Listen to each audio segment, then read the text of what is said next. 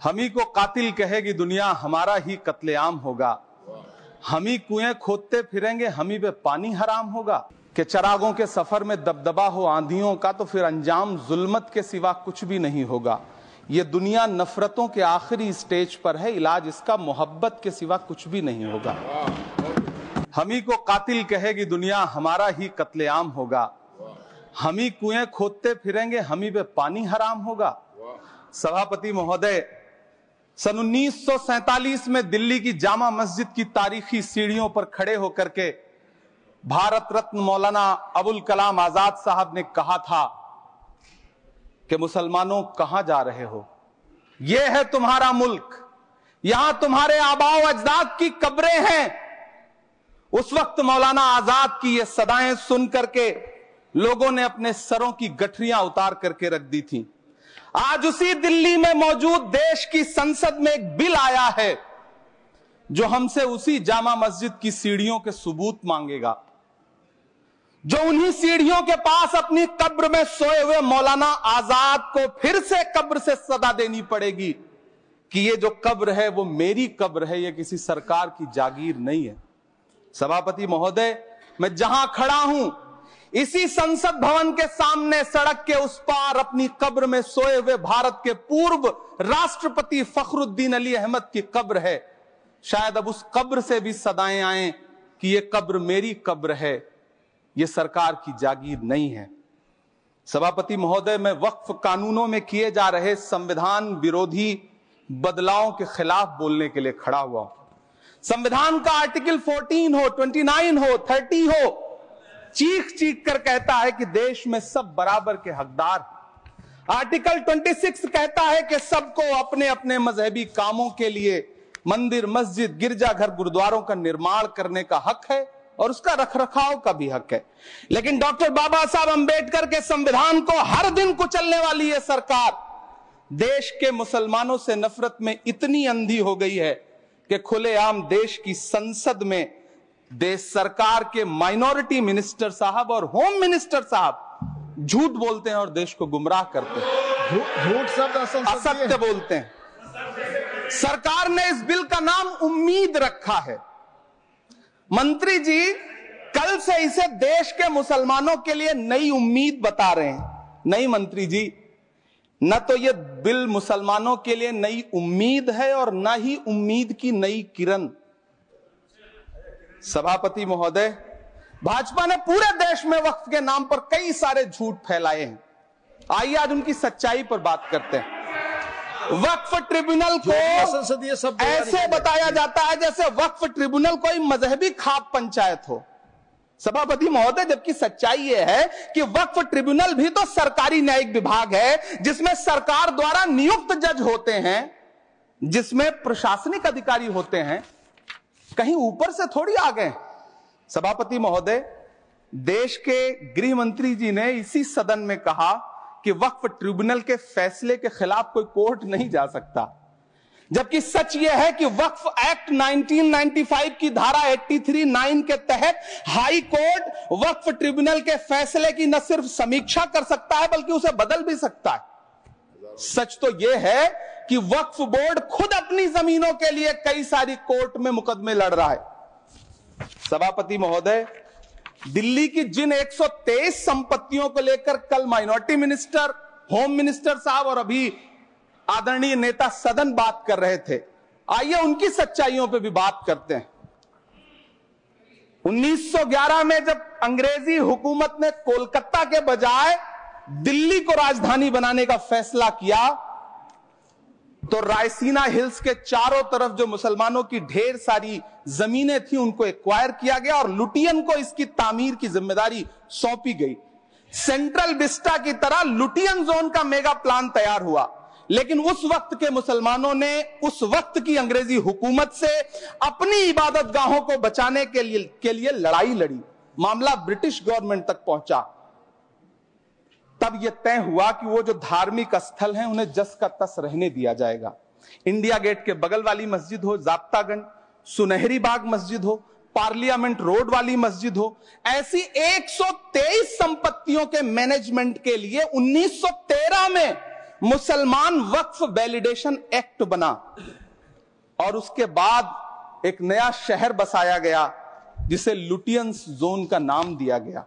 फिर 1943-45 के बीच एक और समझौता हुआ आजादी से पहले, उसके तहत काफी सारी वक्फ जायदादों को सुन्नी मजलिस औकाफ बनाकर उसके अंडर किया गया ताकि उसकी देखरेख की जा सके।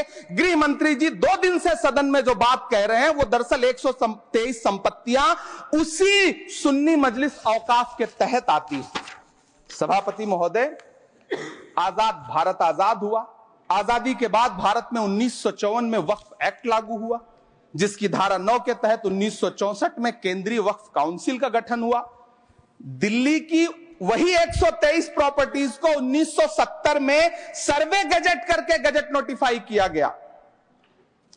इसके निपटारे के लिए पूर्व प्रधानमंत्री इंदिरा जी के द्वारा 1974 में एक बर्नी कमेटी बनाई गई। बर्नी कमेटी ने 1976 में इन 123 संपत्तियों को दिल्ली वक्फ बोर्ड की संपत्ति होने की रिपोर्ट सौंपी। उस रिपोर्ट के आधार पर 1984 में कांग्रेस सरकार ने उन 123 प्रॉपर्टीज को दिल्ली वक्फ बोर्ड को सौंपने का फैसला किया, जिसके खिलाफ विश्व हिंदू परिषद कोर्ट गई। मामला 2011 तक पेंडिंग रहा। फिर 2011 में कोर्ट ने सरकार को आदेशित किया कि इसका निपटारा करो। तब 2013 में तत्कालीन यूपीए सरकार ने दिल्ली की उन्हीं 123 जायदादों को बर्नी कमेटी की सिफारिशों के मुताबिक वक्फ बोर्ड के हवाले किया। यही वो प्रॉपर्टीज हैं जिनके नाम से गृह मंत्री जी कल से कांग्रेस को कोस रहे हैं।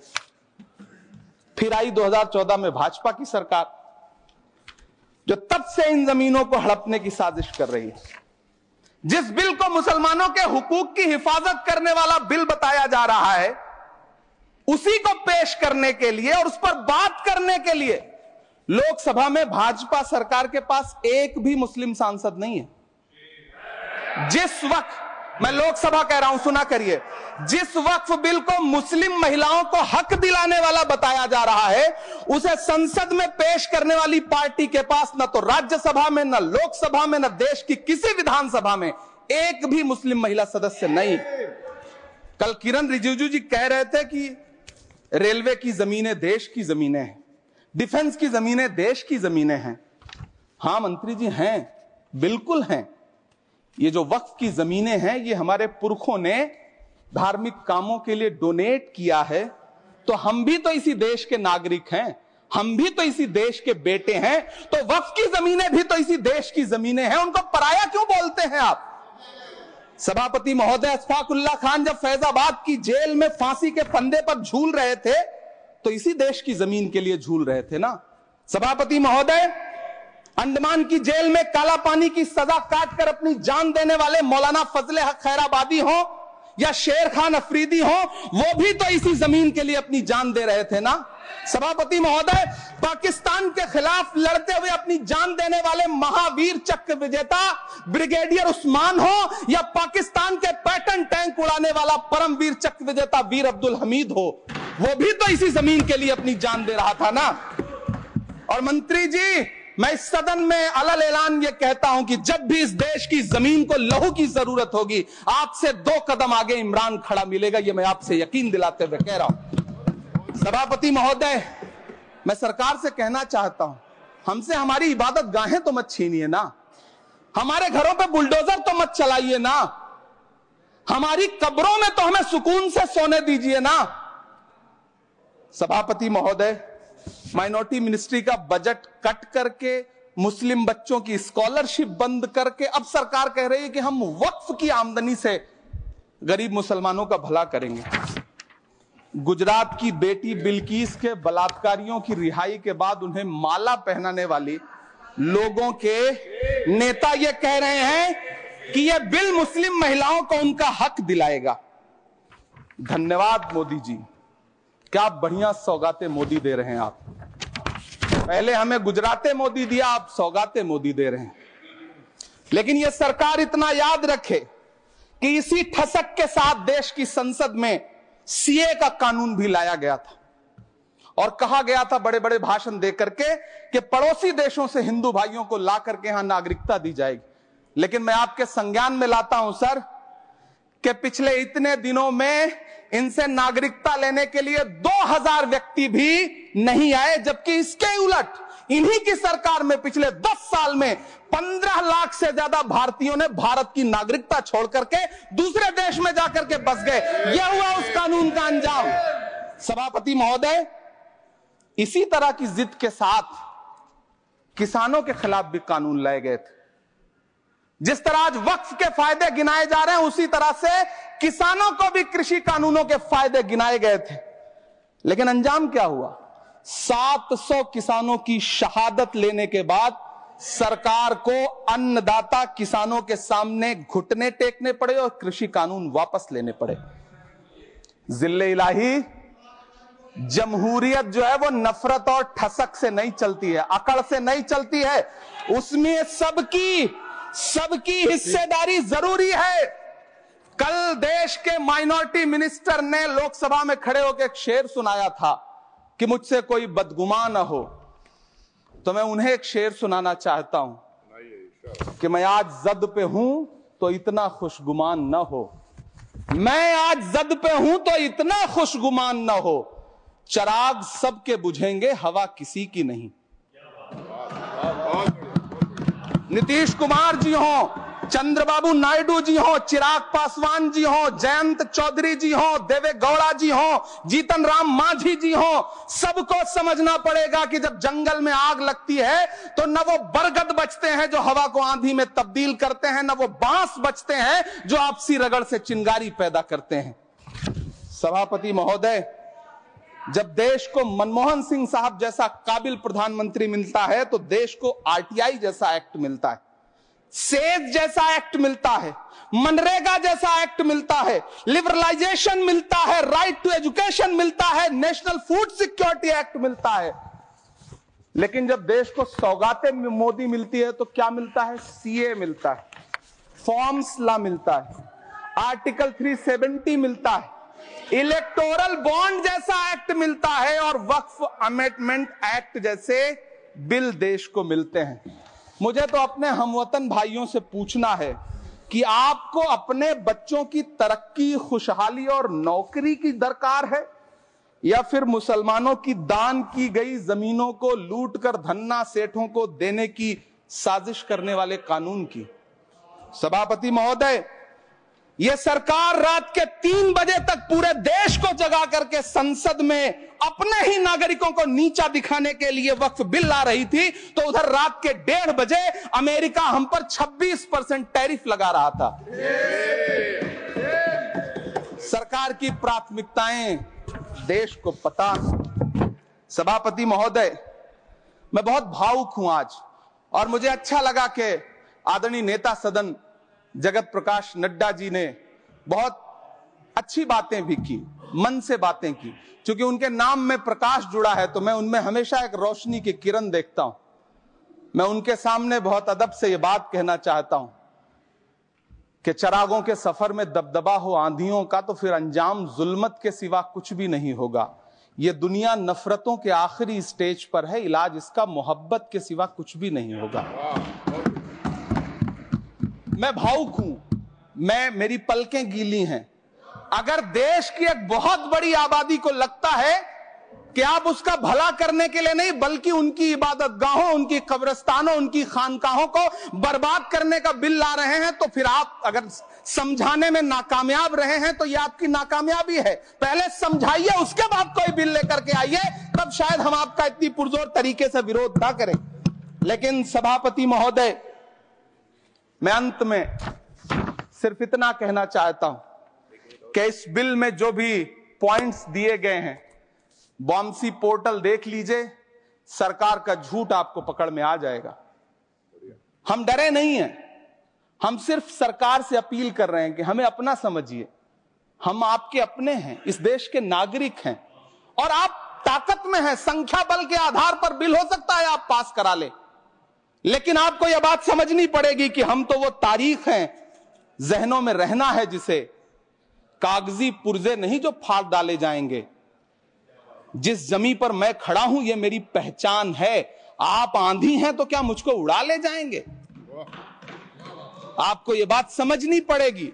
आपको अगर इतना विपक्ष की तरफ से पहले जेपीसी में इतने सारे पॉइंट्स आए और उसके बाद कल से लोकसभा में और राज्यसभा में सुझाव आप सुनने को तैयार नहीं है, लोगों की शंका को दूर करने के बारे में आप बिल्कुल सोच नहीं रहे, बस आप कह रहे हैं यह बिल उम्मीद की नई किरण है। नहीं साहब, इसे भले किरण जी लेके आए हैं लेकिन ये उम्मीद की नहीं बल्कि नाउम्मीदी की किरण है। और इस देश की एक बहुत बड़ी आबादी इस बात से खदशे में है, शक में है कि आप सीधे उनकी जमीनों को लूट करके धन्ना सेठों को बेचना चाहते हैं। मेरी अब भी आपसे अपील है कि इस बिल को वापस लीजिए। यह बिल कहीं से आपके अपने नागरिकों के लिए अच्छा नहीं है। यह बिल सिर्फ इस देश के मुसलमानों को नीचा दिखाने का और अपने एक ऐसे मतदाता वर्ग को खुश करने का बिल है जिनको इस बिल के पास हो जाने से कुछ मिलेगा भी नहीं। लेकिन आप एक नैरेटिव देना चाहते हैं, एक मैसेज देना चाहते हैं। मेरी आपसे अपील है कि कृपया ये जो सबका साथ सबका विकास का नारा है, इस नारे को रत्ती भर तो चरित्रार्थ कर दीजिए। बहुत बहुत धन्यवाद। महाराष्ट्रातील सर्व बातम्यांचे विश्वासार्ह व्यासपीठ सकाळच्या सर्व सोशल मीडिया प्लॅटफॉर्मला लाईक, फॉलो आणि सबस्क्राईब करा। तसंच सर्व नोटिफिकेशनसाठी बेल आयकॉन प्रेस करायला विसरू नका।